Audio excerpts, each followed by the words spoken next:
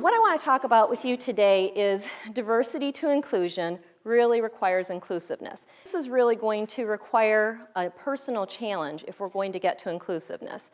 And when I was speaking Heresy, one of the things I was talking about was inclusion. And people were saying, but what about diversity, Pam? How can you leave diversity out? And I said, well, diversity just is. We have to be inclusive, however, of the diversity that we have, or we're not going to really benefit from the diversity that exists, or we're not going to get more of the diversity that we want. It's going to fall short. So it's going to be a personal challenge. One of the things with diversity, just to set some background stage, is there is an impact of diversity and inclusion to business results.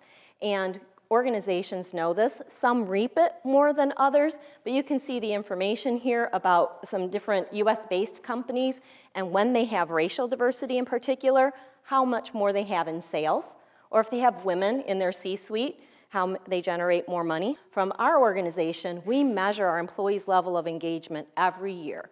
And in doing that with the Gallup organization, we know that our employees who are involved, particularly in our diversity and inclusion efforts through like our employee business resource groups, are 4 times more engaged than the average employee. 4 times. So the paradox is that when we do have diverse teams, they actually can be more creative. They can be more accomplished. Over time, the more diversity on a team, the more they outperform the homogeneous team. So when people are on that receiving end of unconscious bias or overt bias, that, like I mentioned, that I have had at different times, and I'm sure we all have, that has an impact. But we do have biases. And the reality is it's not a bad thing. How we handle them is the challenge. So what do we do with bias? Well, there's a lot of things in bias that come up, and I want to talk about this acronym. I love this. This is from David Rock, and there's some great neuroscience out there on bias. And I think this is really going to help take us forward in a way that past diversity and inclusion efforts have not. And it really becomes very personal.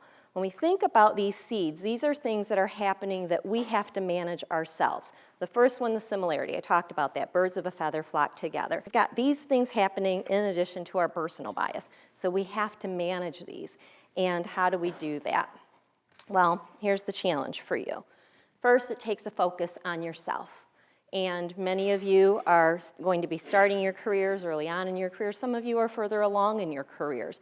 It's very important to focus on yourself and to know yourself and to be prepared to re-examine yourself.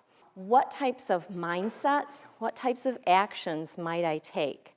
Where might I immerse myself so that I can continue to learn and grow? The second one here, being prepared to tough it out and also to stand out.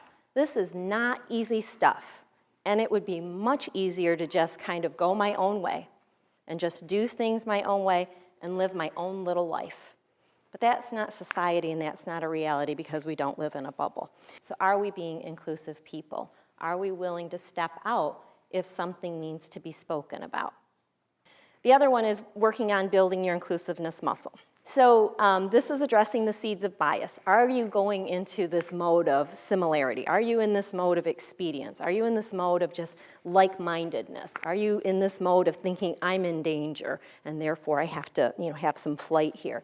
Making sure that we're working on whatever those seeds are that are trying to plant themselves in us to really perpetuate bias. Be curious, ask questions, and you'll learn. And then also we'll create that trustworthiness between you and that person to get to know them. What are they about? What are you working on? Are there any challenges you're going through right now? What did you do that was interesting this week? What are your thoughts on this? And just forget about yourself for a while. Debunking myths, I think that's really important too, because not everybody is in the same room. But if you hear somebody talking about something and say, wait a minute, how do you know that that's true? Be the change that you seek. We want to see this world be more diverse. So the key is to leverage those differences, to take them in, to learn about them, to really leverage them. That to me is where we're going. Be that change that you seek of where we can all leverage that, where everybody can have that opportunity, because there's so many dimensions of diversity.